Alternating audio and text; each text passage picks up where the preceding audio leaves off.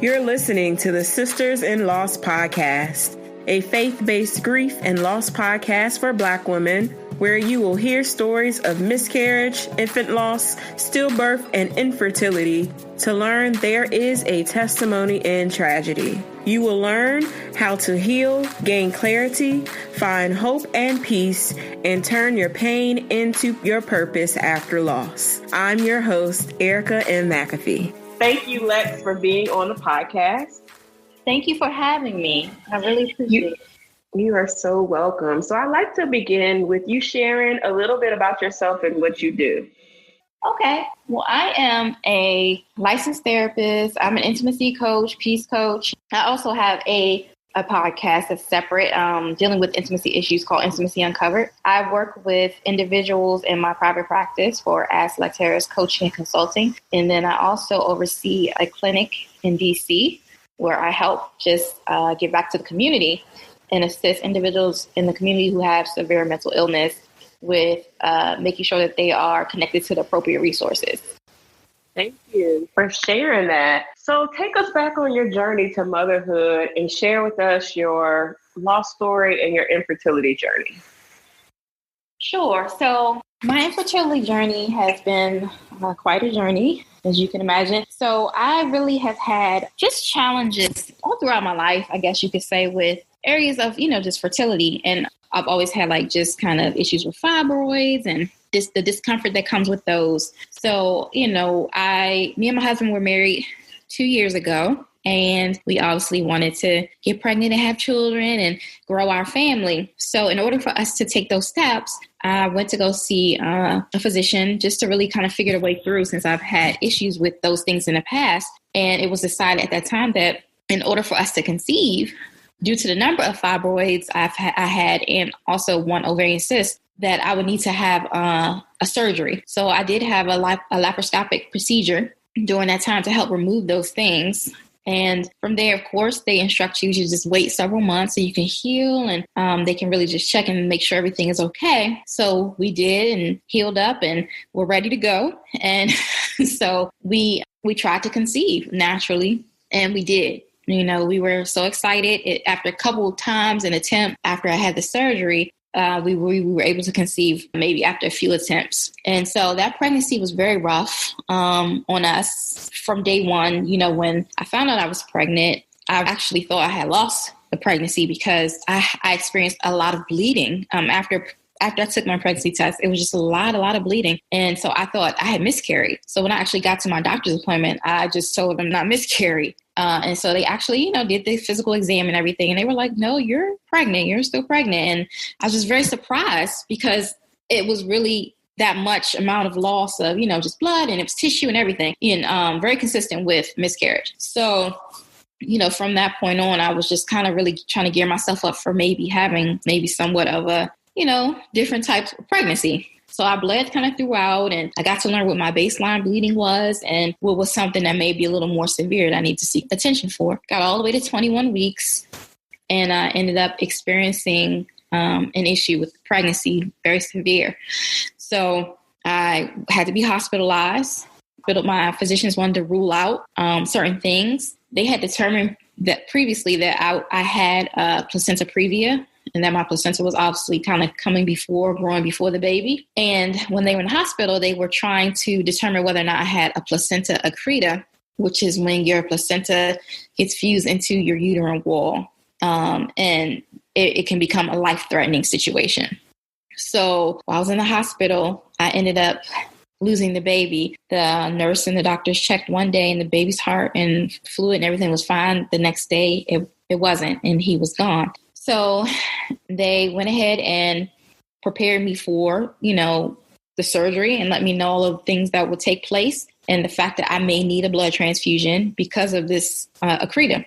So before they could actually do the physical surgery, I ended up going into labor that night. The surgery was supposed to happen the following morning. And, my son, he came out of me on his own terms. And I just really began to bleed profusely from there. So they rushed me to the OR and had to perform the surgery. And at that time, they also had to remove my uterus in order to save my life. Your story takes me back to my own story because I have to have that exact same thing happen for me. So can you tell us what happened next in that journey? How did they break down? How did they come and tell you about your loss of your son and then the loss of your uterus? And just take us back on that journey from, you know, getting out of the OR up into when you actually really started to grieve. Sure. Yeah, so the doctors and everyone were great. You know, they were not only were they empathetic, they handled everything with care. They had a really good bedside manner. And, you know, I'll never forget what the doctor said. He was rolling a sonogram over my belly. And, you know, I was really freaking out. Your anxiety is just so high with those things. And, you know, he just looked at me and he said, you know, I'm very concerned about what I'm seeing right now. And so immediately my heart dropped. And, you know, he looked at me and he just said, you know, I'm sorry. You know, he said, there's no heartbeat. And, you know, I just remember like those words echoing in my ears and just thinking to myself, no, that can't be true. Like, that's not true because God promised me that I was going to have me a baby and, you know, that we were moving to this next level of our life. So no, that's not true. God has been with me and this is supposed to be what's happening. My baby should be fine. And I asked him to look again. I was like, you know, just look again. And, you know, he did. He said, I checked a few times and in a few different positions. And, you know, unfortunately, the baby's gone.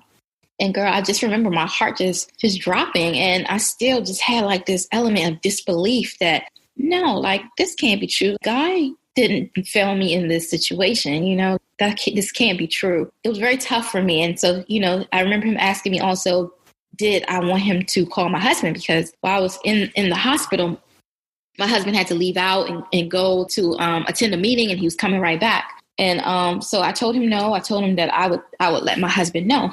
And, you know, I just remember having to have that painful conversation with him and just hearing him in disbelief and in pain and, you know, just having to kind of relay this message also to my parents. And this was their first grandchild. They were looking forward and excited and, you know, so just also have to tell them that and be the bearer. It affected me on so many levels. It really did. And then when they also came in later on that afternoon to let me know and discuss with me about the accreta and what that meant for me and my uterus and my health, it was also very devastating because they were very honest and frank with me and let me know that unfortunately with this type of procedure or this type of issue, it's difficult to salvage the uterus without really causing some sort of issue and like really causing death because of how much blood, you know, can just come from this. So they prepared me for the possibility of having to part with my uterus and possibility of transfusion upon surgery. So all of this information was just swimming around my head and I'm still grieving. It was so very hard for me. Very hard. I just even get emotional just thinking about it, you know, like so hard. You know, no one prepares you for that. There's nothing that can prepare you, you know, for any type of reportings or news like that. Or, you know, all you can really do is just try your best to just know that this can't possibly be it. And even in the midst of all this devastating news, this just can't possibly be it. And that's what I just kept telling myself, you know, this can't possibly be it. Absolutely. So what happened next on your journey after they told you the risk and the things that could happen? What happened next? After they told me the risk and what can happen, they called in like a team of physicians and they were really great hospitals, a trauma hospital. And the team were trying to really figure out a way to see how it could be salvaged potentially. And we're really, you know, also they were in disbelief too. You know, I mean, they obviously are professionals and deal with these types of things all the time, but they also wanted a success, you know, and was trying to see how they could potentially help with that. All day, you know, this happened in the early afternoon, like around 4-ish. And so that whole time on, they were really just trying to figure a way through. And I had various people just coming in, kind of checking on me and my husband and just making sure I was okay. And then they pretty much came in and said that this is what was going to be the plan going into surgery the following morning, that they were going to do their best to see if they can salvage my uterus and somehow remove the accreta, somehow kind of laser it out without causing any extensive damage, to my uterus. And if they got in there and found that it was just adhered to me too intensely or too closely to certain cells, that they would just need to go ahead and remove my entire uterus. But they were going to do all these things laparoscopically so that I wouldn't be left with the large kind of C-section incision. So, that was the goal and the plan. So they explained those things to me, but they were very clear that there's a high probability that they would have to give me a partial hysterectomy. And so that's when they just remove your uterus, but they leave your ovaries and your eggs.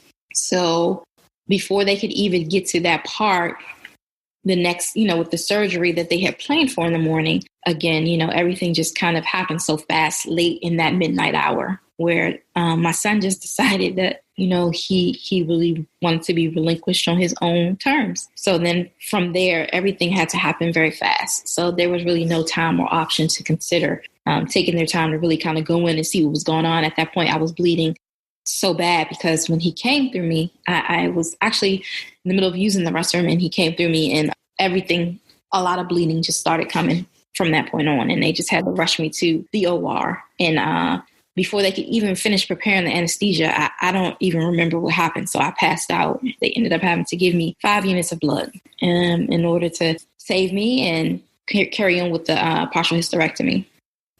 So something that is also a stigma in the pregnancy loss and infertility community is that even if you have a miscarriage, you still are giving birth. And for you to go through that trauma of actually, using the bathroom and actually being in there while you are actually physically giving birth to the life of your son, how did you deal with that trauma and start the grieving process? Now, that's a very good question, Erica. It's a good question because that was very traumatic for me. I actually remember physically trying to hold him in because I was like, whoa, I wasn't expecting that. They had given me medication to help subside any contractions because they were really trying to slow everything down until the morning time. They were really trying to have me hold out until then because my particular surgeon would be there. So when I felt that, I literally tried to do everything in my power to just hold him in. And I just couldn't because, of course, your body's going to naturally release and do what it needs to do. And to just see him come out and fall into, the toilet, it devastated me. And it really devastated me because I felt like he deserved more. I felt like I deserved more. I couldn't understand why this was happening to me, and that why this way, why so many whys, so many questions were going through my head at the time. And in the midst of it, I'm just physically also not feeling well. So just why is all of this happening? And so I remember when I was finished with surgery and everything, the nurse, she got my baby, out of the toilet and she cleaned him for me and she put him in the clothes. And, the doctor came after my surgery and she said, you fought well. She said, we have your baby. Do you want to see him? And my immediate response was no. It was no. I didn't be like, I didn't want to see him because I couldn't see him like that. I didn't want to hold him and he didn't have life.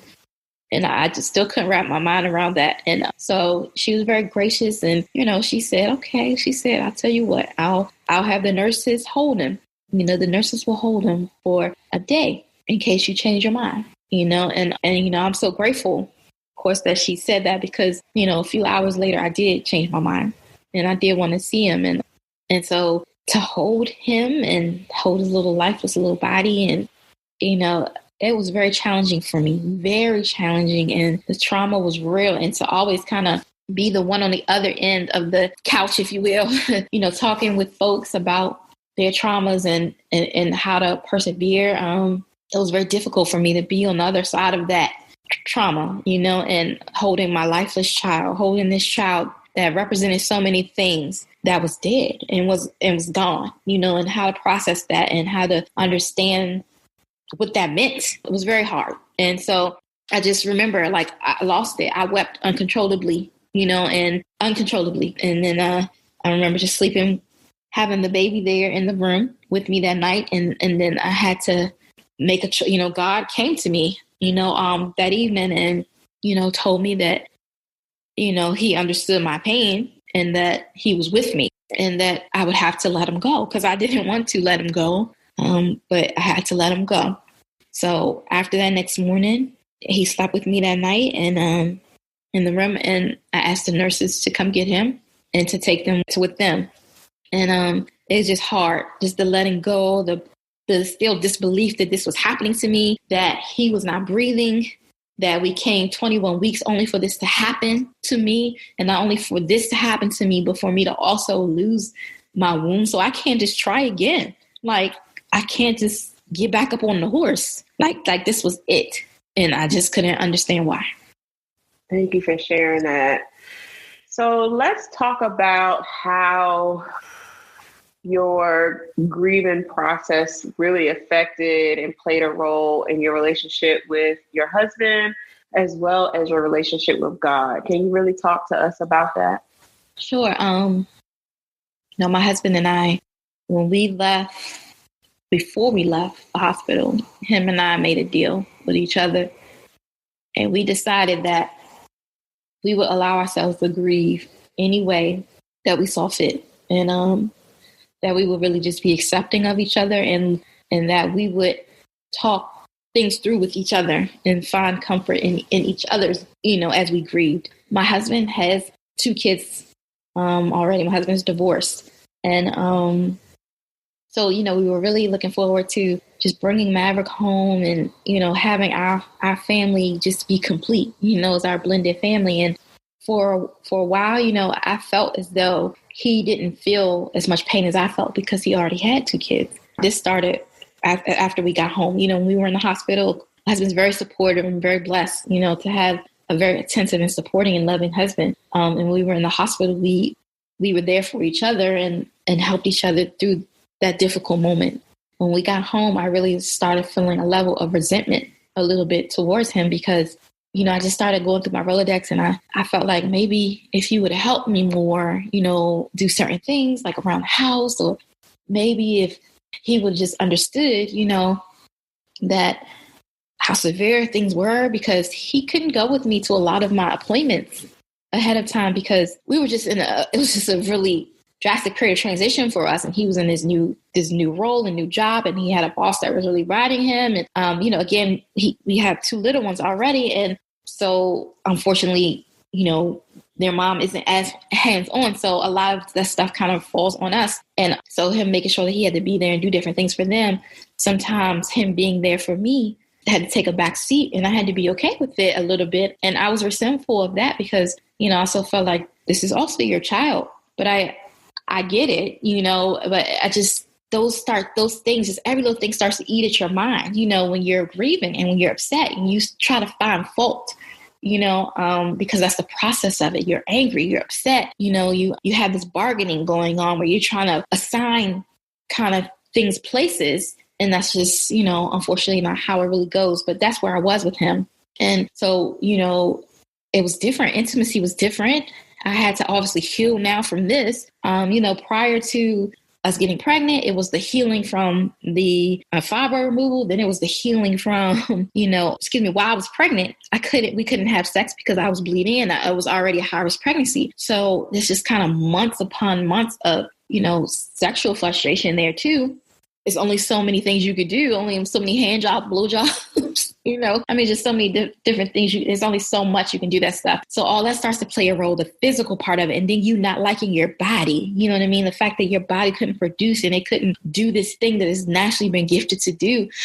You're battling all of those things in your mind. And it was just very tough. And so our love has been tested very, early on, and our bond has been very tested very, early on in our marriage. And to have all this happen we've only been married for 2 years, to have all this happen within that 2 years, it's just a lot, in a young marriage, and then just period, So yes, our intimacy was definitely strained, and, our bond was tested, and it was a rough patch and a rough time. And there were times when we physically got upset with each other, as far as just, angry and arguing. And then we had to kind of bring it back, to the core and back to the friendship and help each other through that pain. So it got ugly, and it got, it also had periods of being beautiful as far as the bonding of it goes with the grieving. When you come back to the center of it all, and the center of your pain, and the fact that you are the only two that have experienced this experience together. So you're the only two that can really process it together, and help each other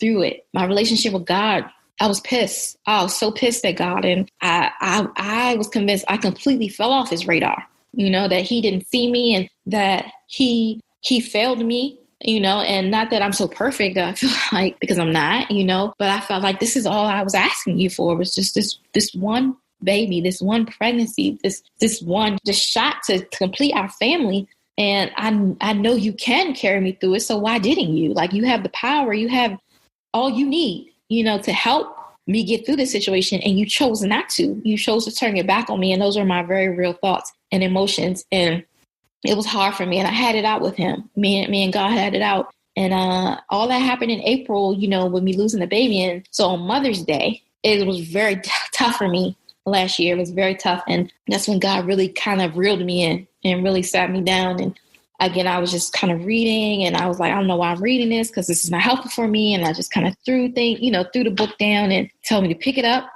And I flipped through to Romans, because he asked me to go there, Romans 5:1. And Romans 5:1. And he told me to read it, and I read it, and it said, now having been justified by faith, we have a peace with God.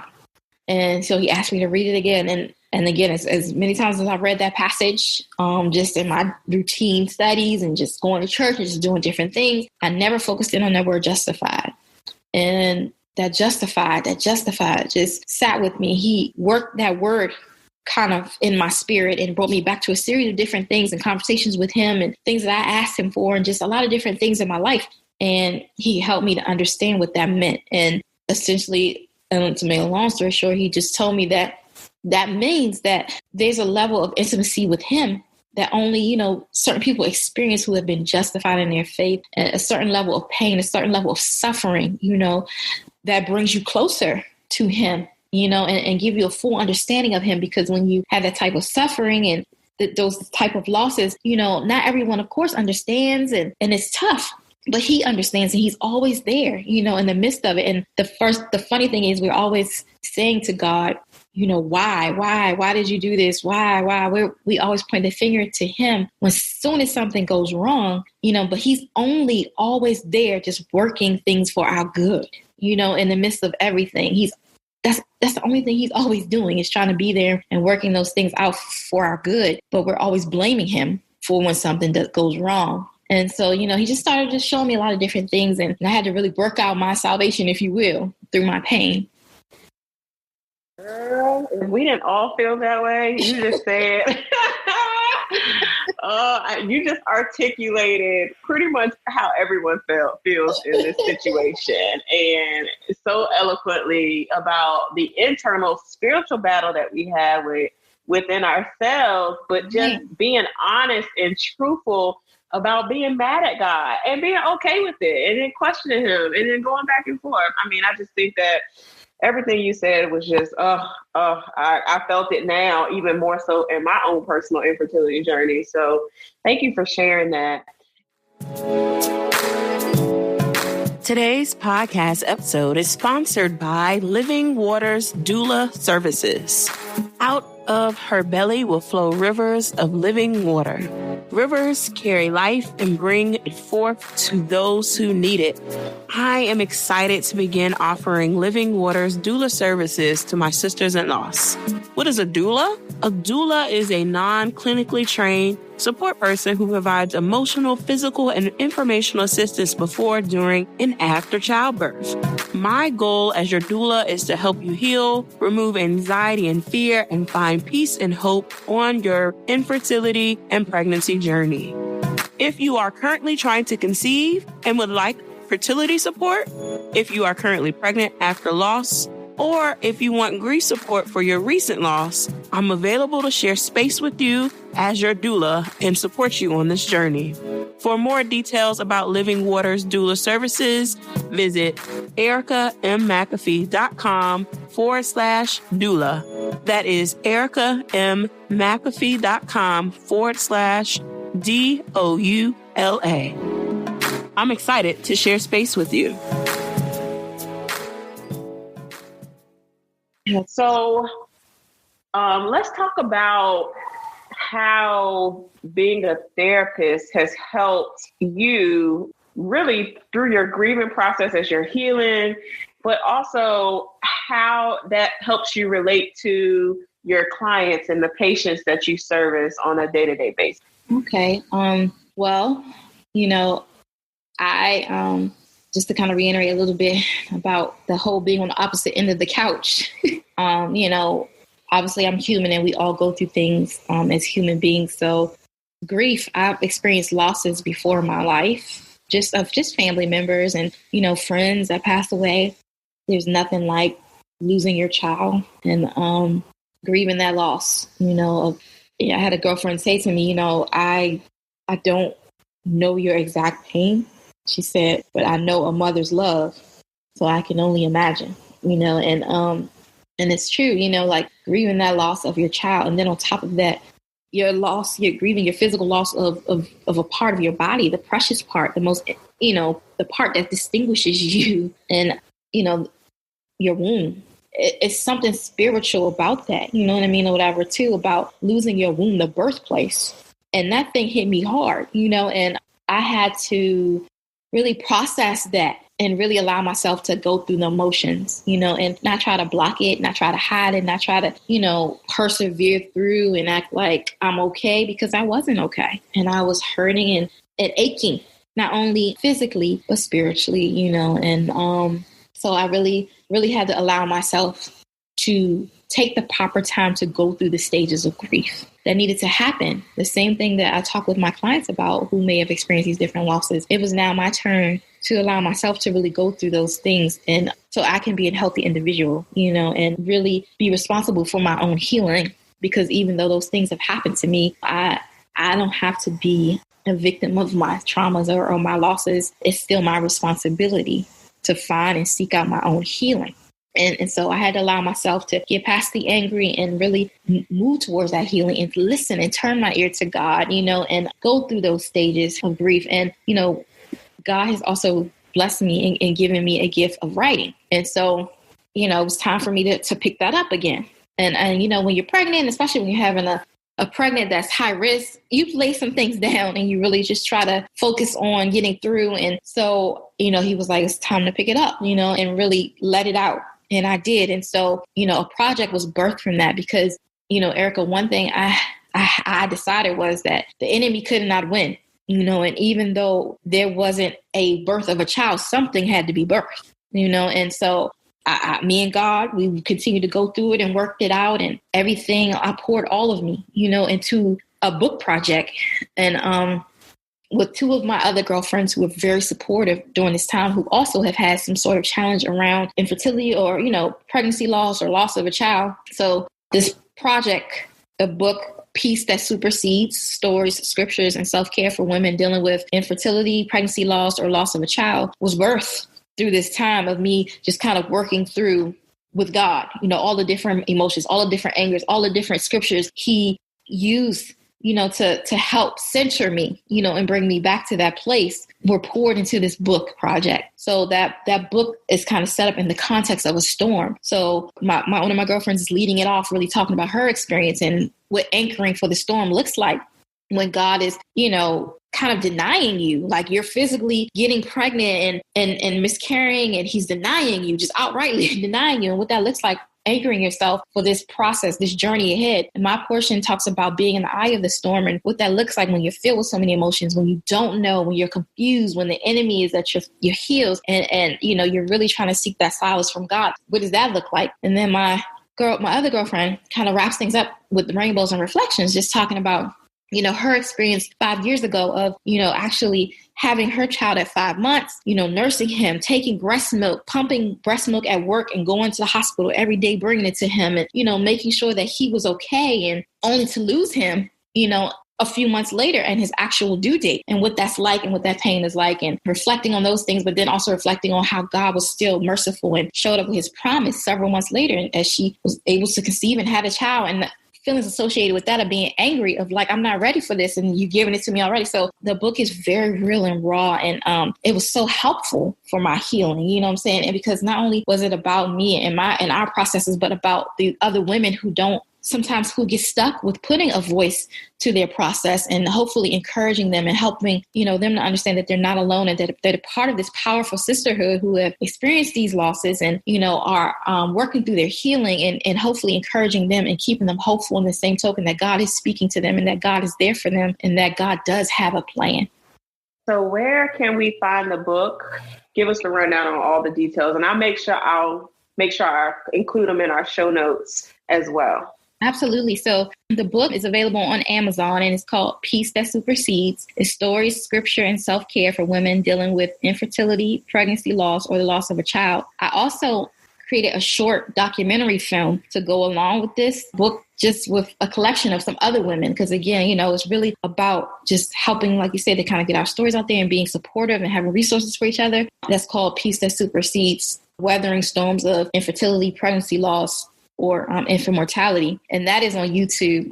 So if you search Peace That Supersedes, that will come up on YouTube. So I will also share those links with you too. I'm excited to go watch that on YouTube and definitely support her and her friends with this book. So let's talk about resources. There are so many different blogs and websites and now even podcasts and books now that are available. What resources or books or tools that you have used or you have recommended to friends that have really helped on this grief and healing journey? I actually have recommended your podcast. I really have. I've definitely recommended that to a few friends. I have actually just recommended just individual therapy outlets for people like there's Psychology Today, where you can actually search for providers who have specified specialties, and some may actually have specialties in this area of just, loss with like just infant loss or pregnancy loss or, issues or ongoing challenges with fertility. So and I've also shared the Bible with folks, but that's pretty much the different, those resources that I've kind of shared with other individuals to help hopefully offer a sense of encouragement for them. Thank you for sharing the podcast. I always love when I hear people share the podcast. Yes. As much as we get the word out there, more people have really a repertoire of all different topics to listen from our perspective. It's a little different from other podcasts in that regard because it's from our perspective. So you get the gamut from fibroids to PCOS, endometriosis, all different kinds of miscarriages, and all the losses that run the gamut from, less than 12 weeks all the way up to 24 weeks. And then, babies that turn, stillbirths. I mean, we have everything that's been on the podcast. So I've been trying to think of the best way to kind of make it easier for people to identify the best episodes that they can listen to for those topics. So if you all have any recommendations on how to do so, definitely let me know. Drop me a DM. Drop me a DM because that's the best way. It's hard, when you have so much, it's a good thing though. There's so many more stories that need to be told that are out there that I know people are just burning, or they just may not be at the place where they're ready to share. Podcast form is just one place, but there's so many other outlets that you can share in the blog or even more privately, like in our private community on Facebook. So I would like for you to just talk about what your next steps are in your infertility journey is, and then leave the ladies with just some encouraging words for the mom that's out there that is battling infertility and just needs to hold on to that hope that God is going to give them the promise and desires of their heart. Absolutely. So where we are now, my husband and I are moving forward with IVF. We've, given ourselves time to heal, and we are still healing because, look, grief is an ongoing process, so it will never end. but we do want to continue to move forward and make steps toward completing our family. We are moving forward with IVF in hopes to shortly pursue surrogacy after we've created our embryo. We definitely believe in what God has for us is for us. And that's sometimes how God is. We have one plan in our mind. And, again, our plan is very linear, but God has his own plans and purpose for everything that we go through. And he's always willing it back to our good. So I really just want to leave this for the ladies that, there are scriptures in the Bible that say that all things work together for the good of those who love Christ. And that's so true. Like everything you're perceiving as a setback or something that is being used to hurt you is really going to move you forward in a way that you can't even imagine. And God is going to make it beautiful. He's going to give you beauty for ashes. And that's also biblical. He really is going to give you beauty for ashes and bless you in a way that you can't even wrap your mind around. I'm excited for you because I know that will happen. There's also a scripture that says that hope deferred maketh the heart sick, but when the desire is fulfilled, it's a tree of life. So right now your hope may be deferred, but it's coming because it will be fulfilled because, he who promised is faithful, and he will provide and he will be there. So you just keep believing because blessed is she who believed. And all of these, scriptures are in the Bible, and it's biblical. And so God can't go back on his word. So stay encouraged and trust him and trust your process to the end. And it's going to be beautiful. So where can we find you on social? And definitely leave us where, for those who want to get in contact you for therapy, give us your social links for that as well. Absolutely. So you can find me on Instagram and Facebook at Ask Lex Harris. And so you can message me there. You can also send me an email at asklexharris@gmail.com just for further inquiries around therapeutic services. But my social media handles are Ask Lex Harris. Thank you so much, Lex, for being on the podcast and sharing your light with us. It was truly a pleasure. Thank you, Erica. And again, I just appreciate you and what it is that, Sisters in Loss is doing for our community. And I definitely just appreciate all the events. I'm looking forward to the brunch events and, just looking forward to all the things that you're doing for us in the community. Thank you.